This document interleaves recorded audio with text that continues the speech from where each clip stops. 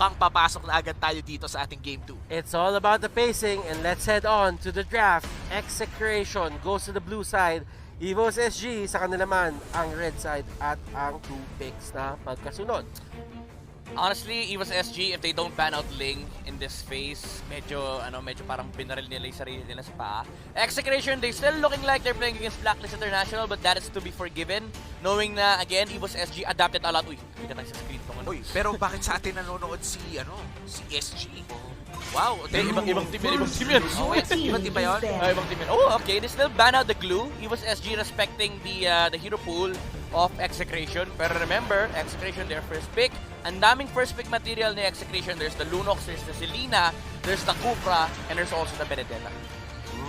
And looking at the bans right now, no, it was SG, Execration. As you said earlier, Midnight, talagang they're looking towards the same type of bans. And feeling ko, Evos SG, they're still quite confident on how they drafted in first game. Alam nila that it should have worked out for them, pero hindi gumana. They're still sticking to what worked, at least on the most part, and maybe adjust yung mga konting microplay na nagkamali sila na mamaya pa natin makikita. Execration, tatanggalin nila ulit ang Matilda. This is very much identical sa first game bans natin for Execration. Yeah, yun yung sinasabi natin kanina na sobrang typical nito for Execration, that they opt to ban out the Matilda as last kasi tinitignan nila yung viable options, especially when they're second pick. Talagang hindi nila pinapakita yung Matilda ban kasi they want to pressure the first pick team to pick up the Matilda. Now, they're on the first pick. They're telling Evos SG na wala kaming balak mag-Matilda like ever, like legit, no? Kasi ang mga first pick materials dito for Exe is Selena's, Lunox, okay, there you go, the Eve ban. Evos SG opted to ban out the Eve. This is probably a Selena first pick for Execration. Let's see. First 3 bans for both teams, natanggal na nila, and Execration taking their time, hindi sila nagmamadali. Ang daming options na open. You still have the Benedetta, you even have a Jawhead. You can even pick a Kufra if you want to. Ang dami talagang pwede. Well, for the side of Evos SG, para sa akin, napaka-familiar na opponent yung ganitong drafting na ginagawa ng Execration. It's like you drafted for your grand finals para sa side ng Execration. And Execration, feeling ko nga pwede pa nilang ilabas. Sa tingin nyo ba may ilalabas pa silang Bane Faramis dito? Pag nag-first pick Selena sila po, hindi. Mukhang ilalabas nila ang Jawhead. Magkakaroon ba ng seminar dito si Chakno kung paano mag-Jawhead? And Execration, they definitely go for aggressive playstyle. And ito, napaka-aggressive ni Jawhead, especially if early game ang usapan. Kanina nga lang Midnight, Evos SG, they got the Jawhead pero hindi tayo nakikita ng aggressive rotations from Evos SG. They used that Jawhead a little bit defensively at talagang nag-go lang sila for skirmishes on actual big fights. Well, again, that's the problem of facing a Grok as a Jawhead. You can't literally make any offensive moves without a flicker. Kasi yun lang yung option mo na mag-flicker ka, hanapin mo yung target sa likod ni Grok, then try to take down that target. Kasi nga, ang ginagawa lang ni Chakno is parang dito. Now, I like the Jawhead first pick from Execration. This is them understanding that Evos SG or Singapore in general doesn't really pick the Selena on the first 2 picks. Lagi nilang tina-third pick si Selena or banned on the second phase. So they opted to go for the Jawhead para makuha nila yung maximized zero pool with Chakno, and they let go of the Granger Benedetta para makuha nila yung Selena. So this is overall good understanding from Execration as to how Singapore likes playing with the 2 picks on the red side. This is quite scary for the side of Execration. This is the tempo setting heroes na hinahanap ng Execration. If they ever command yung rhythm nga, katulad sinabi natin, if they want to be aggressive, they can. But right now, hero stats ni Harith, it's a 100% Okay na. Pwede na. Pwede na. Ano pwede na? Hindi ko nakita. 100% win rate si Harith.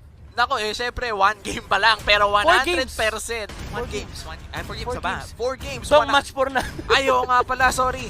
Akala ko for this match lang, pero yeah, 100% win rate on this Harith, plus a Selena pick from etong Max. So nabanggit ni Butters dito na merong tempo control ang Evos SG. But for Execration, feeling ko yung tempo control nila may skill shot lang. Kumbaga pag kumagat ang kanilang Abyssal Arrow o kumagat yung eject sa tamang target, mabibreak nila yung tempo na meron ang Evos SG. But I love this Popol and Koopa pick, ha. Talagang gusto nilang tapatan ang ibibigay ng Selena.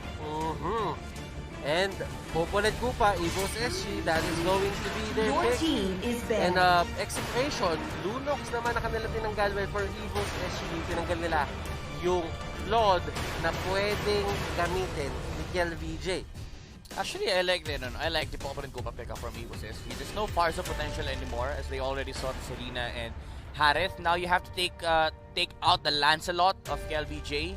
Even if it's not the best assassin that Execration has played, it's really good against the lineup of Evos SG. Yung Popper and Koopa, Benedetta, and Granger, napakahirap labanan ng Lancelot if you have these three heroes. Unless they're willing to let go of the Lancelot and pick up something on the sideline, like for example, the Parats. Para lang may ma-maximize nila yung fact na pwede kasing i-pick ni Execration yung Selena tsaka Lancelot. So most likely parang alam mo, tinetelegraph lang ni Evos SG. Okay, maglalan Selena sa Exe, ang ganda ng first pick Barat sa atin sa second phase. Yeah, and they ban out the Pakito. Ibig sabihin, inopen nila yung sinasabi mong Lancelot and Execration. They ban out the Farsa, even if it's more of a reactive. Kumbaga, ayaw nilang may kalaban na Farsa on Evos SG side. Now, they have actually ang daming options ng Execration dito ngayon against Evos SG. The Selena against the Popol and Koopa alone would be a battle of information. But apart from that, the tempo could easily switch between two teams. The early damage coming in from Granger and Benedetta versus yung early potential na tumama yung mga skill shots neto ni Selena to the follow-up of the Jawhead. Again, Execration versus Evos SG, based on the first 3 picks alone, talagang magiging ano yung term nyo doon? Yung pag sobrang ma-action nyo? Bakbakan. Bakbakan? O balagbagan ng Balagbagan. mga Action Jackson. Action Jackson. Madami! Hinahanap ko yung term eh. Kasi merong Action Jackson eh. Marami. Ayun yung Lance. Oo. Ayan na yung Lance. Okay, I pero like ito, it. Lance and Uranus, ang last pick ng Execration, last 2 picks rather, Evos SG, they go for Rafaela, which means there is a probability na kumuha na sila ng tank side laner kasi nga medyo kulang yung kanilang tanking potential. There's two ways to go about this for USS. Tama yung sinabi ni Batis kanina, tank, semi-tank actually, like the heroes of Yuzong, Babarats. Pero one thing that they could go for is they can flex the Benedetta XP lane and they can actually go for a Hayabusa gold lane. Wow, that is gonna be a big turn for Evos SG if ever. But I want to point out the Rafaela pick. I like this Rafaela pick mainly because it answers a lot of the... Oh wow, they're actually gonna flex the Benedetta, but they're not gonna go for a gold lane Hayabusa. They're gonna go for the Alice instead in the gold lane. Panapat dito kay Kendra. It is a great catch. Madali siyang makapag-zone out ng mga tao sa sarili nilang mga comfort zone, specifically yung mga Zaman Force. And this is going to be interesting. Evos SG, are they gonna take us to a game number 3? But right now, we will introduce the players with their heroes at kung hindi tayo papasok sa Land of Dawn, yung bilog na naman ay lalabas anytime soon. Asan ang sound effect? Hindi nyo naman ginawa eh. Ba't yung sa akin inaasa lahat? Ay, pasensya na kapatid. Papasok na tayo sa ating game number 2. Ano yan? Ako na play-by-play, ako pa sound effects? Siyempre. Siyempre, kaya ka nga. Alam mo, dagdag bayad yun. Dagdag 500 per game. 500 per sound effect. Oh, Pero mamaya na tayo sa sound effects. Let's head out to the Celestial Palace for game number 2, the Evos SG versus Execration. And at I think this is standard rotations coming in for the side of Evos SG. Medyo gusto lang nilang maging safe, kumbaga. Tinitikitan na nila si Granger. Alam nila kung ano nangyari in game 1. Yeah, you know what? Honestly, I would have preferred the Esmeralda pick for Evos SG over the Alice. Kasi gets ko yun, gets ko yung idea. You're against Uranus, pero you're also against a Harem. Medyo losing match na kagad yun for Evos SG. Esmeralda was the perfect pick if they want to go that route, no? Yung mage side lane na kaya lumaban against Execration. But then again, what Alice provides for Evos SG is the constant lane pressure and the mobility factor of the hero. Something that is really important against the likes of Selena's, Lancelot, even against the Jawhead. And Evos SG right now, girl, mukhang babagsak pero very low HP lang pala. Good thing there's a Purify doon just to bail himself out. Pero kasi ang papansin mo dito for Evos SG, dalawang Purify na nila ang down. And this is gonna be big for Execration dahil ang first turtle natin ay magsuspawn ng 35 seconds from now at medyo malayo pa ang cooldown ng Purifies na yun. It's gonna be a big advantage for Execration. Kenra, confidence showing already with that TP. Binabawian kaninong game 1, pinatay mo ako. Ngayon lugi ka sa akin sa matchup, lakot ka sa akin. Pero alam mo, focusing on Evos SG a bit more dito, Soul, he is one mean Benedetta player. Isa to sa mga favorite heroes niya, ginamit niya to halos dati. But Soul will just try to get away. Ayaw niya ayaw niya makipagsuntukan. Medyo mas mahaba kasi yung espada ni KillVJ ngayon. Medyo mas masakit. Level 4 na rin ang Lancelot na yun against sa level 3 Benedetta. So medyo egol talaga. They don't want to go for that fight. Pero Turtle bilis bumagsak. Mabilis talaga bumagsak, men. Pero yun, hindi mabilis ang hindi mabilis. Well, mabilis. Mabilis yung sa sobrang bilis nga, akala mo hindi na mabilis. Oo, sa sobrang bilis, akala ko hindi na mabilis. Tama yan. Kill BJ. Nakuha niya yung turtle, pero hindi natin nakikita yung sa baba. So, isipin nyo na lang na yung nakakuha niya. Oo nga, and that gives Execration a big gold lead, at least for the early game. First Blood plus Turtle, that's an immediate 800 gold lead para sa Execration. Ano kayong gagawin nila dito sa tempo na sila yung nag-start? Kumbaga sila yung naglapag ng unang paa sa sayaw na mangyayari in this game. And tingnan mo yung pwesto dito na Execration, doon sa mapa ng Evos SG, masyado silang tapak dito sa may mismong gitna na ng Tier 2 at Tier 3 turrets. Gusto pumunta sa Singapore na rin siya. Nako, baka nga nasa Poland na dong, papasok na doon sa inhibitor. Ano gusto pumunta? Di ba nasa Singapore naman? Oo nga pala. Tama naman. Okay. Anyway, dito sa Execration for the Lancelot, no? Again, sabi mo kanina na sila yung unang umapak dito sa dance floor ng Execration. They have a Selena, so they can get they can take resources much faster compared to Evos SG, and they're also playing Lancelot. As a Lancelot in a game, you'd want to establish at least 1,000 gold lead. Then you start taking up the resources of the enemy kasi kailangan leading ka talaga against the enemy para ma-burst on mo yung mga targets na gusto nyo patayin. And si Soul ang magiging target sa may kabila, but Kelra still alive! Oh, wow! Wow! Grabe yun. Ang galing ni Kelra dito, humanap ng lusot dun sa rotation ng 4 na tao. Evos SG, 4 yun. 4 na tao ang iniwasan ni Kendra, pero they're gonna go for the third instead at mukhang wala na magagawang Execration. Joke lang! Naubusan ng minion. Naubusan ng minion indeed. Potato.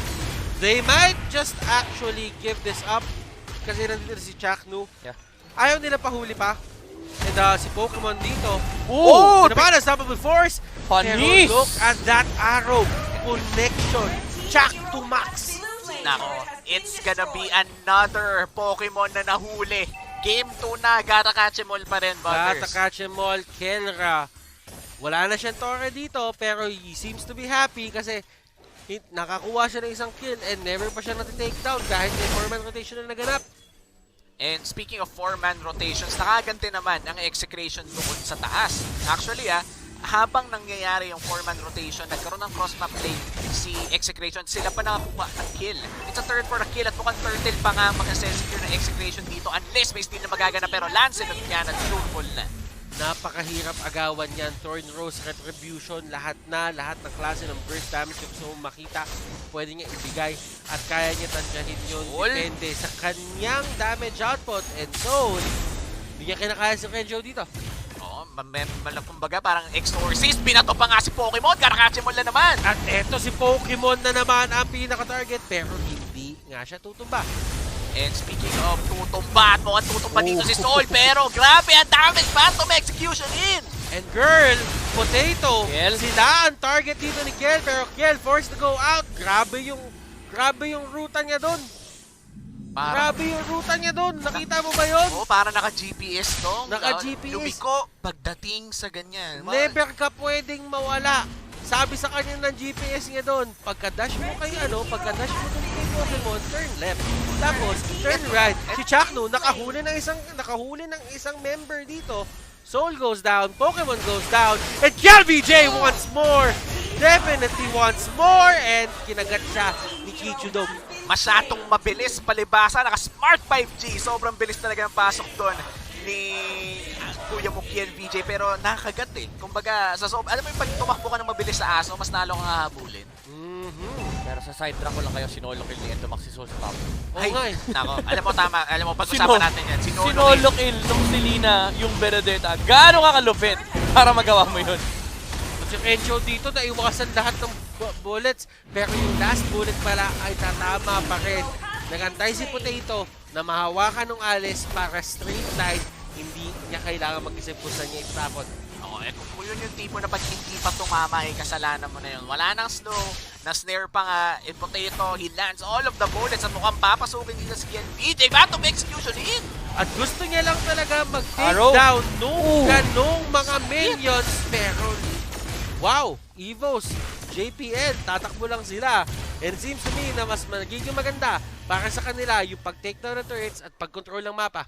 Yeah, again, bumabalik tayo sa signature playstyle ni Evos SG, yung constant pressure sa objectives. And this is where you start seeing the benefits of having an Alice.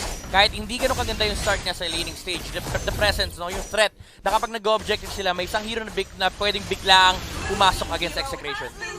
And Jack 2 going in, ladies and gentlemen. At Ano? the damage Wow! niya. And Kelra, Zaman Force, hinahabol si Potato and Potato can get out. JPL ang pinaka-next target para sa kanila and Jack 2 yung hinahabol kanina. Siya na ang nahahabol pabalik. At tatakas na sila doon. Keeping the casualties low. Nawala man sa kanila si Etomax pero nakuha. Isa pa! pa! Pero sinamahan mo pa ng isa. Makulit, makulit. Pumasok pa ulit at binigyan ng Execration. And Execration, ha, akala mo malapit nang bumagsak si Chakno pero hindi siya bumagsak ng walang ganti. Flicker out, binalik, Naku po, binalibad sa Pokemon. buong tropa. Pokemon na naman! At ang dami sana pwedeng puntahan ni Pokemon doon. Kaso hinarangan lahat ni Etomax. Nako. And Execration, they definitely control the tempo right now. 3K gold lead and a 7 kill lead as well for Execration. At lahat ata ng turtle sa kanila din napunta. Yeah, honestly, this is something that you would expect on the side of Execration whenever they get Joed and Selena. And gusto ko yung item build-up ni Renzo, yung Brute Force breastplate first item. Siya yung kumaga parang CCTV naman this time around, hindi na si Chakno. Kasi ang trabaho ni Chakno dito is to set up and make sure na may mapapatay kagad sila sa side ng Evos SG. Kaya ang ganda ng play niya kanina, nung akala natin si Execration yung lugi. Pero pumasok pa si Chakno, sabi niya, akala nyo, di ako lalaban ha. Tinapon niya pabalik si Potato para maabot siya ni LBJ at ni Kelra. Slowly but surely, yung members dito ng Evos SG, kumukuha sila ng torre left and right. Habang si Renzo naman, kinokontrol niya itong baba para makuha yung mga turrets. Renzo? This looks like the second turret at 1/4 HP. Hindi pa tutumba dito, pero sabi nila Kelra, sige, may sumagot doon. Kunin na natin itong nasa taas at palitin na natin ang mundo ng Evos SG. Dami, kunwari na lang, hindi ko nakita yung holy baptism na yon. But right now, there is a fight happening, ladies and gentlemen. Evos zone. Next target, Kelra, is going crazy sa mga bagay na ginagawa niya dito. And I feel like Evos SG, they could have gotten that fight. Kaso hindi talaga tumama yung holy baptism ng Rafaela. If they got Kelra early with that ultimate, that could have been a different story. Pero nabigyan ng free reign si Kelra dahil nga dun sa hindi tumamang ultimate, Zaman Force na pag, only dash, only damage, and kita naman kung gaano nakasakit si Kelra at this part of the game. 5-0-4. Unaharit. This is a dominating performance coming out from Execration, Evos SG. Considering na sobrang ganda ng start nila, it seems to me na hindi talaga nila mahawakan yung kalamangan na meron sila pagdating sa early game papuntang mid game. Yeah, medyo nakikita din kasi natin yung playstyle ng Evos SG. They're really Oy! not good. Tinamaan na Oh. naman! Sa pool, Siya isa na pa. naman. Oh. Ay, mukhang may takas. Safe na. Efas siya doon, efas siya. Pero muntikan na naman ng Renzo. Makatakas Oh, kaya wow. siya dito. Final bullet pa tumama. But still, fact remains, kahit ma-take down yung si Renzo, there is still pressure on other sides of the map. And mapapansin ninyo, it takes a lot of resources. Ang daming resources na nasasayang kapag tinitake down mo ang isang Uranus at full HP. Yeah. And Takes again, a lot. we go back to the idea na si Evos SG, hindi nila talaga playstyle na kailangan nila protektahan si Potato. As much as possible, they want to be the ones who are putting the pressure against Execration.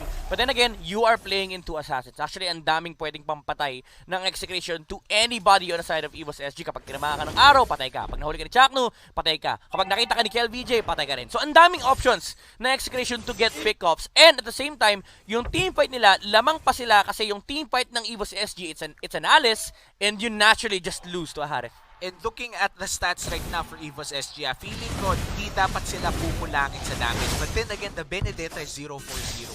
Dapat hindi sila kinukulang sa damage dito. They have 2 supports, sure. Pero meron silang Benedetta. Kaso nga lang, 0-4-0.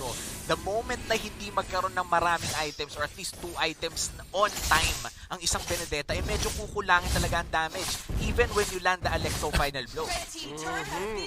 But you do have to remember, late game potential, there is some in Evos SG. The Alice is there. Considering pa na talagang kailangan pang i-set up or kailangan pa talagang patagalin yung laro para sa kanila ngayon. But for the side of Execration, they do have the Harith. Meron pa silang KLVJ dito at eto Max na kayang mag-pick up ng kahit sino at certain moments, and si Chaknu pwede pa siya maghain ng kills para sa teammates niya. Despite being dangerous for Execration, they will be securing this Lord, pero konti na lang eh. That could have been a 3v5 or a 3v4 for Evos SG, pero hindi nila kinuha. They didn't risk it. Yeah, things will about to become worse for Evos SG. Na-pick up na yung Divine Glaive kay Kelrad. That Harith, yung damage output itong taong to, it's gonna hurt a lot on the side of Evos SG. Yeah, Disol tumatakbo, tinatakbuhan niya talaga at yung Evos SG, hindi na sila lumalayo doon sa kanilang base. Alam nila na sobrang daming pick of potential na meron niya yung Execration na isang maling tapak nyo lang, literal, kaya kayo pasabugin. And Renjo gets out, pero nahuli sa likod si Potato at hindi ganun katagal yung pagkaka-disable sa kanya. Kenra, ayan, nakagante ng isa. Bagsak dito si Alice at mukhang Torre ang susunod nila. And that's a 1-4. Arrow? Wala namang nangyayari. Wala. Easy ka lang. Ang wala namang nangyayari. Practice lang. Kinagat lang. Konting pagpasarap. And as you can see, there is a Lord going for the turret doon sa may taas. And unti-unting nawawalan dito ng space ang side ng Evos SG at tumama na naman kay Soul. Pero Soul is much more ready sa mga ganyang areas. Kumbaga parang may arrow to the heart, laging may arrow to the soul naman dito sa ating game. Grabe si ito, sobrang lalim naman. Sobrang lalim. Imagine mo dong, sobrang lalim ng abyssal arrow, lumulusot na sa puso, diretsong kaluluwa na. Ganong asintado si ito, Max. Execration, they are just lurking the area. Kumbaga, ito yung pinakalamang nila para sa akin eh. Like, meron din naman ganito yung side ng Evos SG. Pero I feel for Execration, yung freedom na meron sila sa mapa ngayon, parang dali maglagay ng abyssal trap. Para talaga makita yung mga tao sa paligid, pero si Chaknu yung pinakalikod. And they're just gonna back off. Ayaw nila mag-engage. Disengage lang sila. I mean, at this point, Execration, they're just looking to get all the resources on the side of Evos SG. Kapag may tinama ng araw, we go for it. Kapag may lumabas at natala na ng Chaknu, we go for it. Pokemon! Naku po, meron siyang truncheon dito, pero this might be a disaster for Evos SG. Rapo, mapasok. Yung pana hindi tatama, pero walang silang pakialam doon. Renjo and the others, they go in. Binato pa ni Chaknu si Renjo palabas para save siya. 2 members on the side of Evos SG down. Renjo and the others, andito sila sa area, and si Selena nasa labas. Bato na siya ng bato ng pana at hindi na naman tatama, pero those are good arrows kasi laging nasa-zone out, laging na-isolate yung ibang members ito sa side ng Evos SG. At eto na si KLVJ going in! Phantom Execution! Tumama sa karamihan! And that is going to be it. Walang buhay dito para sa side ng Evos SG and Execration. They take the series with a 2-0